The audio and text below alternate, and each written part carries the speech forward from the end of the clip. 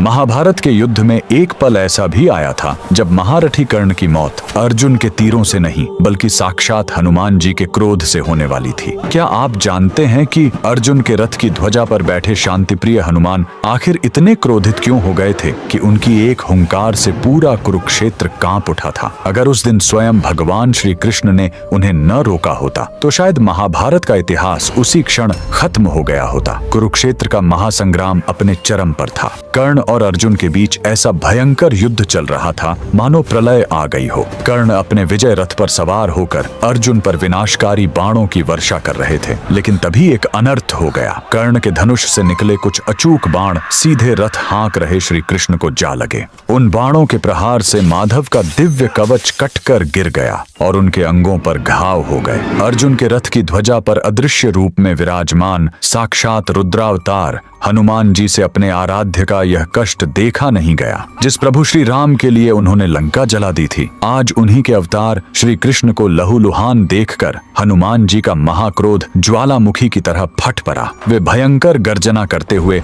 अपना विराट रूप धारण करके कर्ण को मारने के लिए ध्वजा से उठ खड़े हुए। उनकी उस एक गगन भेदी गर्जना से कौरव तो क्या, स्वयं पांडव भी थर थर कांपने लगे। ऐसा लगा मानो आज पूरा ब्रह्मांड ही फट जाएगा। हनुमान जी का वो प्रलयंकारी रूप देखकर महारथी कर्ण के प्राण सूख गए। उनके हाथ से धनुष छूट गया और उनका सारथी भय से जम गया। हनुमान जी के दांत कटकटा रहे थे और उनकी आंखों से ज्वाला बरस रही थी। स्थिति को हाथ से निकलता देख भगवान श्री कृष्ण ने तुरंत हनुमान जी को रोका। माधव ने शांत स्वर में कहा, हे मारुति, शांत हो जाओ।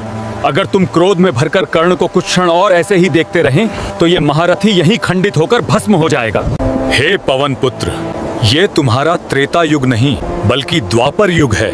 यहाँ कोई भी तुम्हारे क्रोध तो क्या, तुम्हारे तेज का एक अंश भी सहन नहीं कर सकता। अपने आराध्य श्री कृष्ण के ये वचन सुनकर हनुमान जी का क्रोध शांत हुआ और उस दिन कर्ण को एक नया जीवन दान मिला। यह घटना इस बात का सबसे बड़ा प्रमाण है कि हनुमान जी की शक्ति के आगे ब्रह्मांड का कोई भी योद्धा टिक नहीं सकता। अगर आप भी बजरंगबली के इस सर्वशक्तिशाली स्वरूप को नमन करते हैं तो कमेंट्स में पूरे गर्व के साथ जय श्री राम जरूर लिखें।